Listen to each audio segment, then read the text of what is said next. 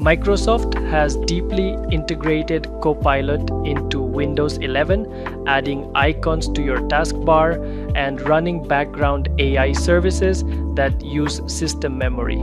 If you do not use this AI assistant and want to reclaim your screen space and background resources, you can turn it off completely. Here is how to hide the icon and disable the service permanently. First, let's remove the icon from your view.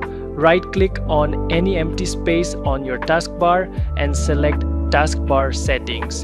In the window that opens, look at the top section under Taskbar Items.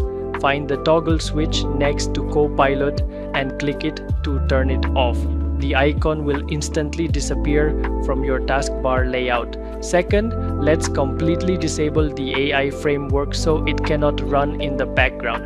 Right-click on your Start menu icon and click on Terminal Admin or Command Prompt Admin. When the black window opens, we will use a quick registry command to turn off the feature system-wide.